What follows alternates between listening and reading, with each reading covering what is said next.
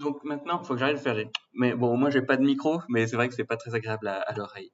Donc maintenant qu'on a dessiné qu'on a décidé d'un plan, en fait, voilà, d'un plan de gestion relativement simple, hein, on a 4 couches avec les colonnes organisées et tiens, petite coquille. On va pouvoir passer à la création de couches. Tiens d'ailleurs, bah oui, finalement j'ai tout mis en Euris. Voilà. Euh, alors ça c'est une aparté totale, mais si ça intéresse des gens, il y a il y a quand même toute une littérature scientifique qui commence à exister. Allez encore, il n'y a pas énormément d'articles, et c'est surtout des articles en allemand pour l'instant. En français, on est très surprenamment un peu à la traîne, et l'utilisation d'un langage et surtout d'une écriture genrée, ça a un vrai impact qui a été mesuré maintenant, qui commence à être pas mal mesuré.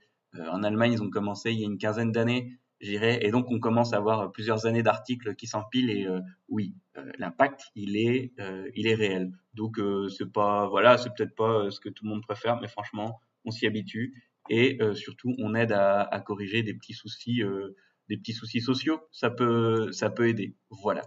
Quoi qu'il en soit, je reviens sur mes couches.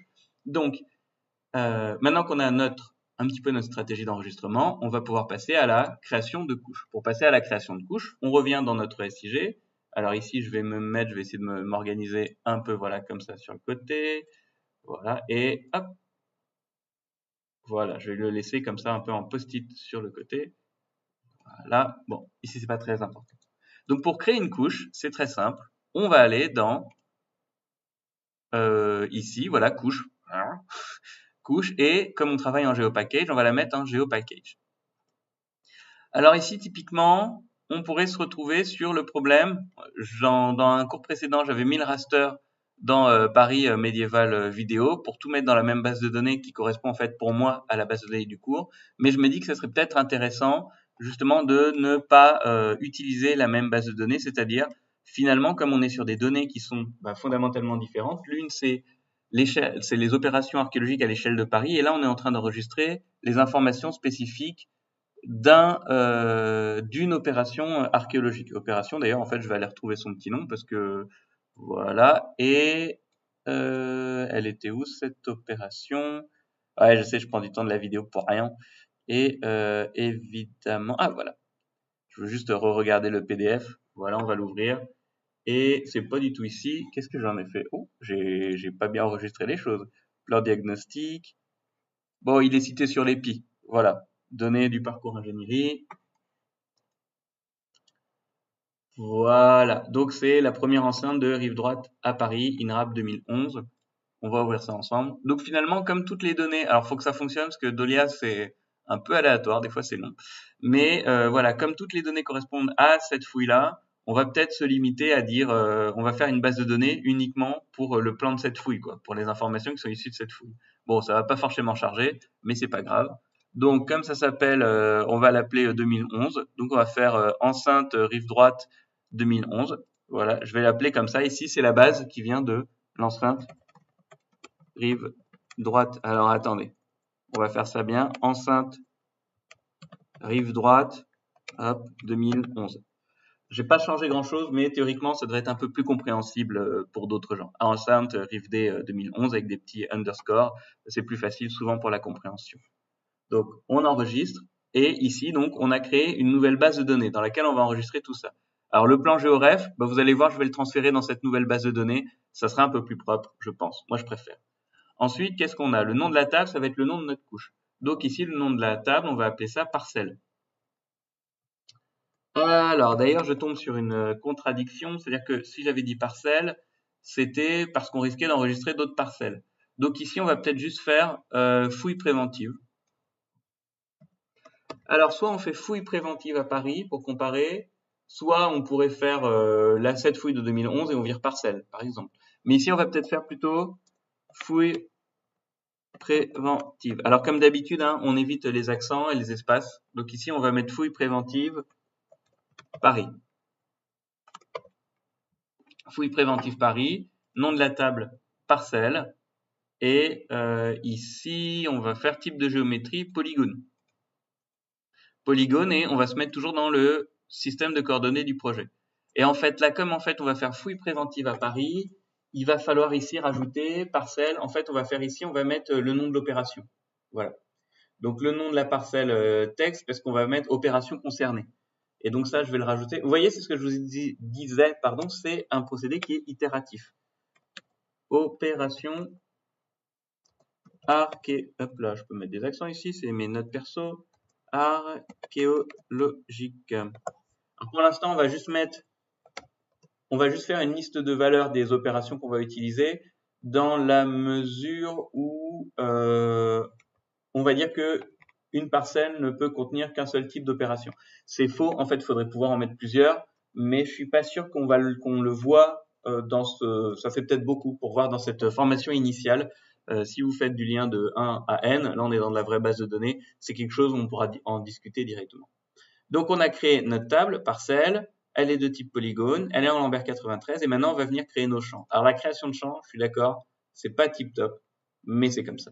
Donc ici, on va faire nom parcelle, et on a dit que c'était du texte. Du texte, on l'ajoute. Ensuite, on fait opération archéologique. Donc opération archéologique. Alors opération archéologique. Je vais peut-être mettre archéo pour gagner de la place. Ce qu'il faut savoir, c'est que ici, c'est la façon dont les choses sont appelées techniquement dans la base de données. La visualisation, la présentation du champ, on pourra toujours la modifier comme on l'a fait, comme je vous l'ai montré pour les noms de, pardon, comme je l'ai fait pour les noms de surface, hein, qu'est-ce que je raconte? Pour les noms de couches. Typiquement ici, maillage 500 mètres, je l'avais renommé, c'est qu'une question d'apparence.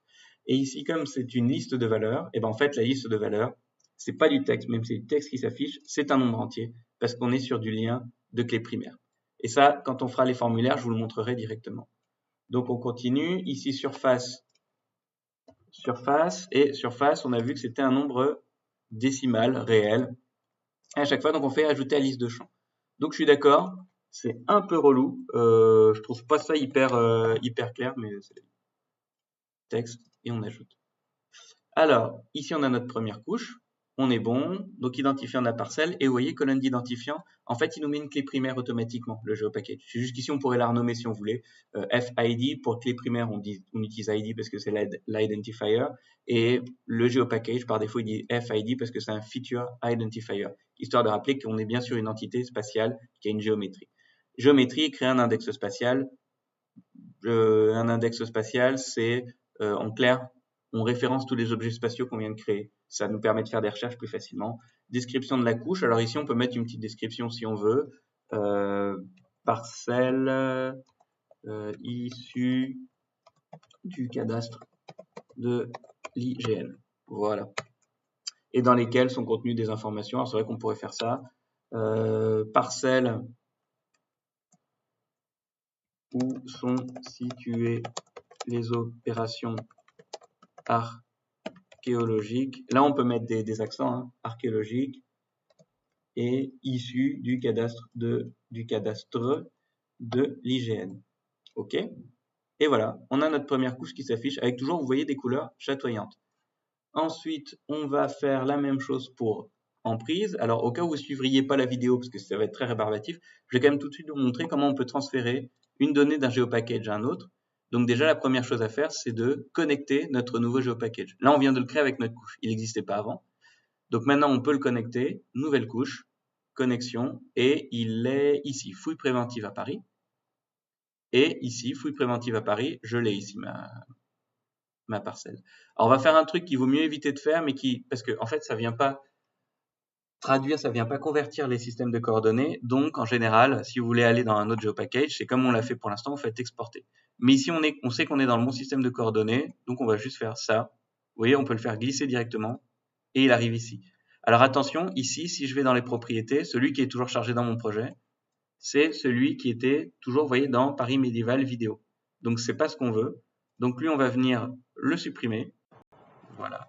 On va venir récupérer celui qui est dans notre fouille. Alors, évidemment, d'un seul coup, là, en fait, ça marche moyen parce qu'il aurait fallu le renommer. Donc, ici, normalement, dans la gestion, on peut venir, il y a un endroit, ah non, c'est dans l'utilisation des bases de données. Par ici, on peut renommer les entités. Là, on va pas trop le faire, on va juste le faire ici, propriété, source, et on fait plan géoref, enceinte, rive, bah non, attendez, enceinte, rive droite 2011. Voilà, comme ça, on a un peu mieux déterminé ce que c'est, parce qu'on risque d'avoir d'autres plans. Donc, on va le mettre en dessous des parcelles, et on est bon. Donc, maintenant, on a bien notre plan qui est au bon endroit, nos parcelles qui sont au bon endroit, et on va venir, hop, ça je sauvegarde, c'est toujours le réflexe, on sauvegarde tout le temps, et on va venir créer notre nouvelle couche GeoPackage. Donc, cette fois-ci, notre GeoPackage, il existe, donc on va pas le nommer, et c'est toujours fouille préventive Paris, et nom de la table, cette fois-ci, ce sont les emprises. Hop là, emprise. Emprise, type de géométrie, polygone, CR du projet, et pareil, on va faire identifiant. Donc, c'est pas forcément l'idée, hein, qui va être l'identifiant technique de l'emprise, ça faut aller regarder dans le rapport. C'est bien du texte. On continue. Ensuite, on a surface. Surface. Ici, on est sur du réel. Et ensuite, on a commentaire. Commentaire. Et on est sur du texte. Emprise. Et ici, c'est emprise de fouille observée dans... Ah là là. Vous avez vu, j'ai pas dit putain. Ah, ouais, bon bah voilà, tant pis, je l'ai dit. Mais je me suis corrigé sur le coup. Ce qui est plutôt bon signe. Je sais pas, moi, on m'a dit qu'il fallait que je fasse attention à mon vocabulaire. Donc, j'essaie de faire attention à mon vocabulaire. Ok. Putain, je suis en train de perdre ma... Ah bah voilà, j'ai dit 2 fois de suite. Je perds ma voix. Donc, ajouter une nouvelle couche. Vous voyez, on fait pas écraser, parce que ce serait dommage d'écraser le fichier existant. Donc, on va faire ajouter une nouvelle couche. Hop, et on a nos petites emprises. On continue. Couche, créer une couche. GeoPackage, on vient choisir notre petite base de données, fouille préventive, nom de la table. Donc ici on est dans sondage, géométrie polygone. On met le SR du projet. Alors oui, à chaque fois il faut répéter les choses. Alors on va pas faire, donc c'est pas des points X, Y, Z, hein. On laisse tomber les Z pour l'instant.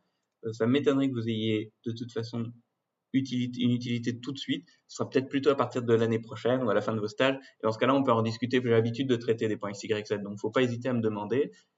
Revenons à nos petits moutons. Non, le tout petit mouton mignon. Ah, mais, ah là là, non.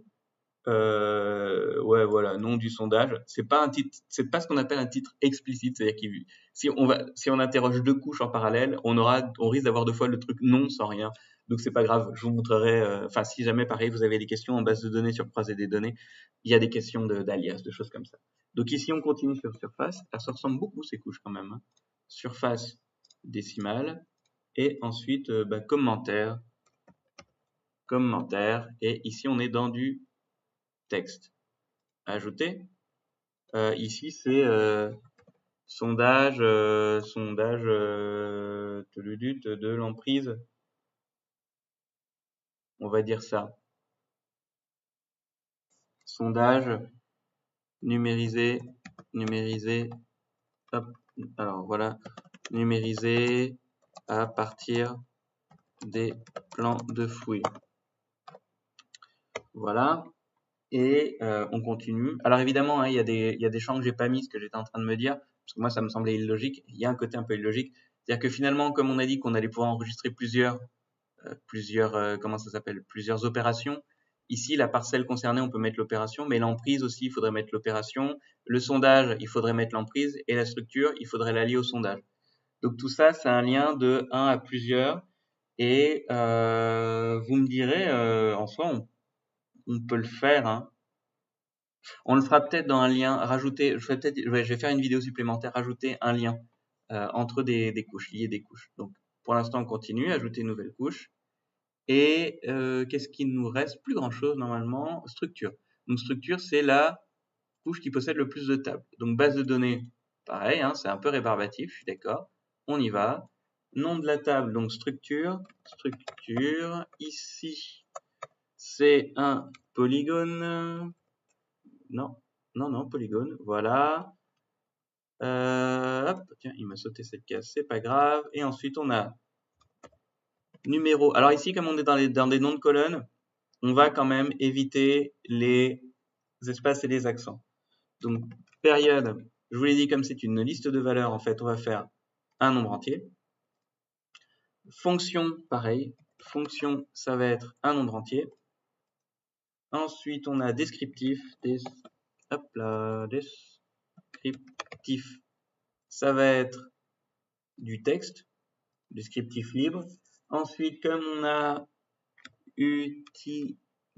alors là, je suis désolé, je vais le faire simple. Hop là, utilisateur. Désolé. D'ailleurs, en fait, on va faire ici, on va faire créateur. On essaie toujours d'être au plus court parce que là, on est vraiment dans le texte. Donc, pareil, on va faire une liste de valeurs. On va créer des utilisateurs. Donc ça va être bien. Ensuite, on a utilisateur, on a date création. Donc créateur, date création. Et là, vous voyez qu'ici, on a date. Mettons qu'on soit plusieurs à travailler sur des temps très proches. On va faire date et heure. En fait, on va faire ce qu'on appelle un timestamp. Je vous montrerai comment ça fonctionne dans le formulaire, enfin dans le gestion de données. Ici, c'est modificateur. Ici, pareil, on va revenir sur notre liste de valeurs qui en fait sera la même que pour les créateurs. On va dire qu'on a les mêmes utilisateurs potentiels et les mêmes participants et que c'est cette liste-là qu'on va utiliser dans les deux cas. Et ici, on va faire modification, date modification peut-être. Date modification. Non, pas du tout. Voilà. Oups, là, raté. Alors, vous voyez là, j'ai raté. C'est pas grave. Je recommence. Date modification. Et ici, on va mettre un timestamp date et heure. Et enfin, commentaire. Et dans commentaire, je vais, pareil, mettre du texte. Descriptif de la couche, ici, c'est... Eh bien, ce sont les structures perçues dans les sondages. Évidemment, c'est pas quelque chose qu'on aura à chaque fois, hein, parce que tout n'est pas forcément fouillé en sondage, on le sait bien. Mais pour l'instant, on va respecter la structure de données qu'on observe ici. OK, ajouter nouvelle couche. Et on voyait, elle s'est ajoutée, elle est dans le bon format. Et on sauvegarde comme d'habitude. Et on va pouvoir passer à la suite, parce que je crois que cette vidéo, elle est un peu longue.